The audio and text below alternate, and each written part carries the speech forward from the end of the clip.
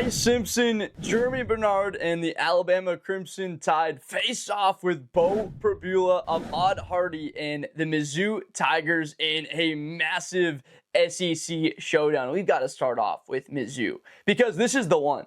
This is the game that they have to win. This is their statement, their opportunity. They've got Alabama in their house, having the magical season. The transfer quarterback that right now currently would rather be the starting quarterback for Missouri than at Penn State, who can't even beat UCLA. This is a guy that you just feel yourself rooting for at times. Beau Pribula's got the mobility. He's attacked. He just seems to be playing with a little bit of that swagger, that chip on his shoulder, and confidence. Well, it certainly helps when you have a back like Ahmad Hardy, who has been playing and is, in my opinion, currently the best running back in college football. Over 7 yards a carry on the season. They're do-it-all talent out of the backfield. For the Alabama Crimson Tide in trying to stop that, well, it certainly helps getting your man Tim Keenan back on that defense. He's made some pretty big plays so far on the season, as has LT Overton, famously with the 4th-and-1 stop against Georgia a couple of weeks ago between the hedges. Unbelievable. And then behind that, Justin Jefferson, Deontay Lawson flying around like psychos, trying to decapitate people, playing with a ton of confidence. And now this matchup just seemingly sounds like a game that's going to be a lot of fun, but also you know that it just will probably be close. I know Bama fans, you might not like the sound of that, but I'll tell you, this is not the Bama teams with Will Anderson that go out there and they will just utterly destroy and dominate the trenches, because frankly, that's not what happened against Vanderbilt. Vanderbilt owned the line of scrimmage in the first half of that game, and frankly, the fumble there in the first half where you have Pavia coughing the ball up, and then Alabama takes the shot to Germie Bernard at the end of the first half, and they score, and they're in a tie game. That was unbelievable, the fact that they were in a tie game. I really felt like it was a 17-10 Vandy game, but I'm going to argue a little bit here for individuals that say that Alabama that score was a bit closer than what it was. I actually don't think the overall score, because the way they utterly thrashed them in the second half. This was a 4-quarter game, and that's what reminds you of what it means to be a fan for the Alabama Crimson Tide. You've got to beat this team for 4 quarters. You got to take punches to the face for 15 rounds to try and beat them, and that's the question. Is Missouri up to that task? Do they have the ability to go out there, take punches throughout that time? Now, the response to that is Kevin Coleman, Marquise Johnson. These guys are talented for Mizzou. This is one of the most high-flying offenses in college football. Beau Pribula has been efficient enough to operate the offense.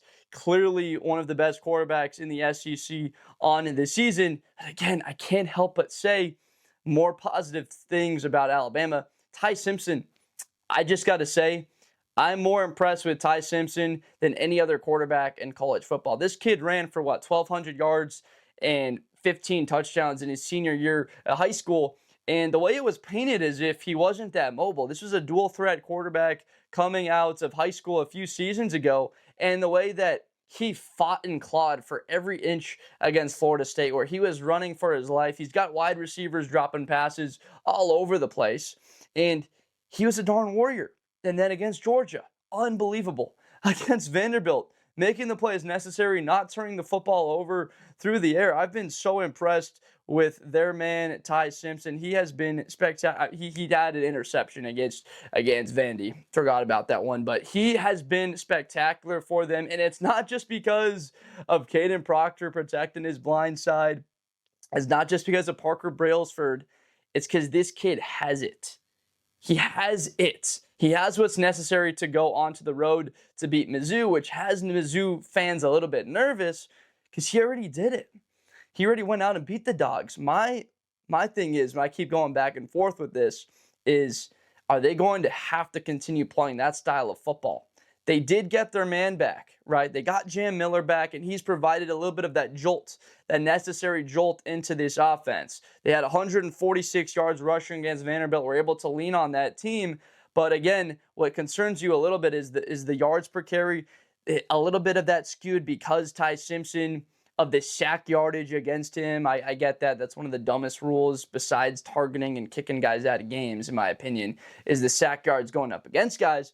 But this was not a great sign for Alabama that Ty Simpson was under a lot of pressure. Again, he just had the ability to get himself out of it because he's able to navigate the pocket. I mean, that play in the red zone in the first half, he's able to make a man miss, and then Ryan Williams goes back against the grain and he finds him in the end zone. I mean, that doesn't look like a first-year starter making that play. If you are Mizzou, be prepared. Your defensive backs, these guys need to have their conditioning right. I would have them run in sprints. I don't care if you're 5-0. I don't care that you're ranked inside the top 20.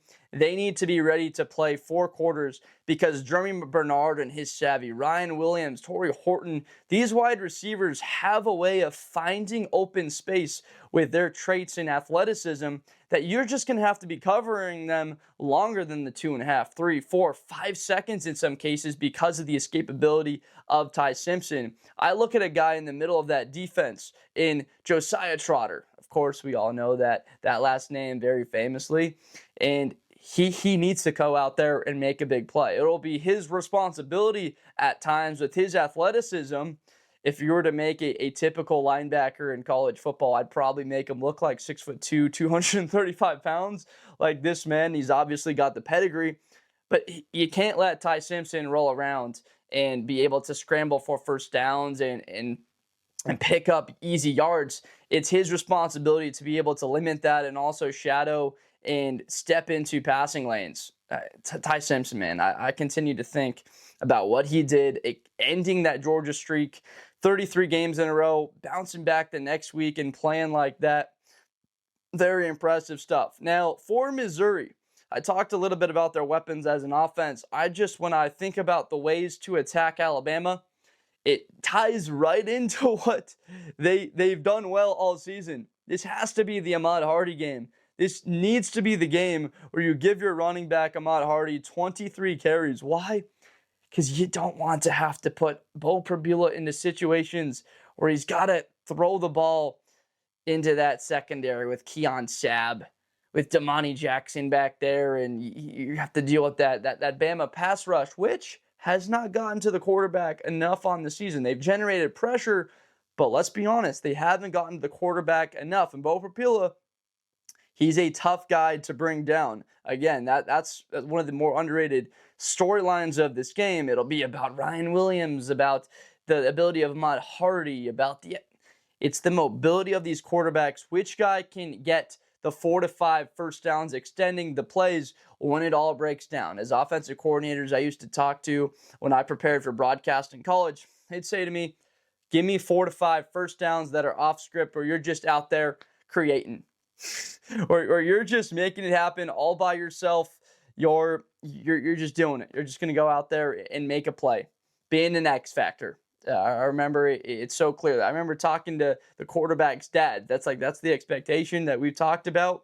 My son just has to make a play and be that X factor. You've got these two quarterbacks that have you so fired up to watch this one because of their ability to create. Now, I don't know how much you need to do that when you have an Ahmad Hardy in the backfield.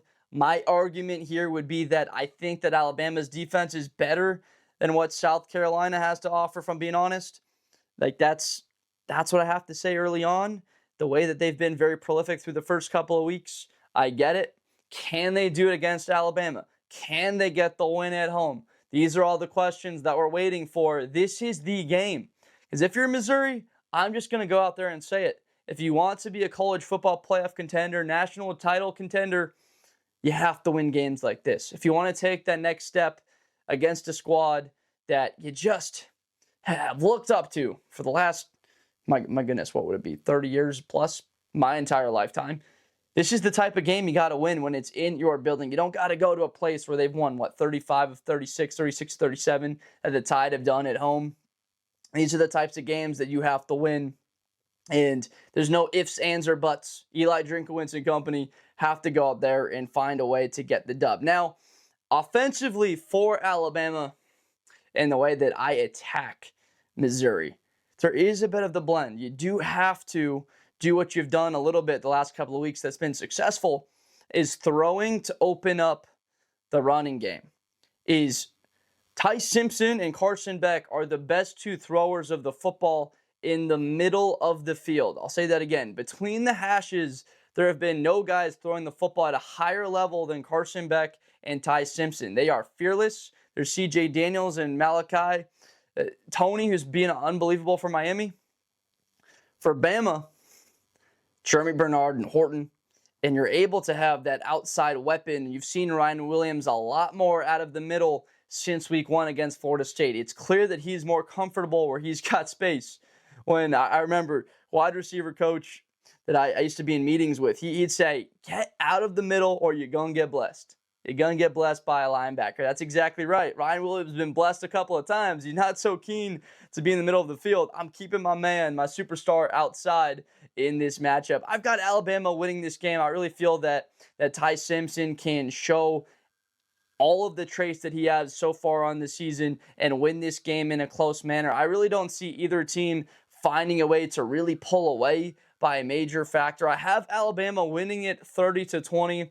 They can go out there and establish the passing game. I'm banking on that the big game experience, the last 2 weeks from Ty Simpson, that Alabama hasn't been too emotional as a program. They realize that there's so many big games left the rest of the season to get to where they want to be, that they're not too emotional after beating a team that beat them last year. We're knocking off Georgia on the road, and no one's done that since before, 2019. That they can go out and play very well. That's why Damon Wilson find a way to get the ball out of his hand. A strip sack, forcing a fumble. Missouri is going to have a turnover, take the football away in the first half. Alabama came out the gate storming against Georgia. A little bit slower this past week against Vandy. It was like, oh no, 70-yard touchdown run. Here we go. Vandy off to the races, but they were able to settle in. If you're Missouri, get out to that 7-3 lead,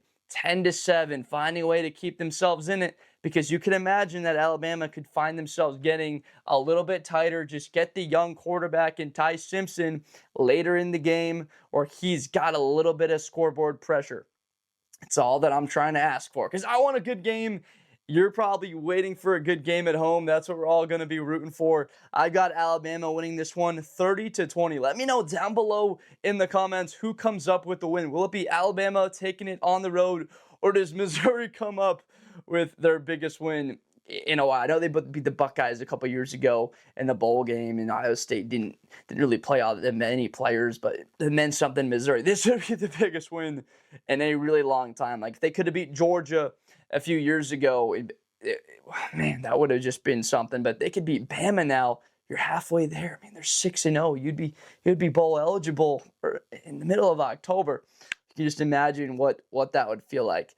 So I appreciate you so much for watching. Please subscribe for more Blitz with Blender content if you have not already and you enjoyed this video. I love to break this stuff down and make NFL and college content every single day. These SEC Big Ten matchups are what we live for the season. I appreciate you so much for watching, and I'll see you next time. Thank you. Best player in college football. That Georgia and Ohio State game, New Year's Eve, is going to be a classic. Josh Blunder. Hi, everybody. I'm Josh Blunder. To the 40, 35, 30, Espinosa to the 20.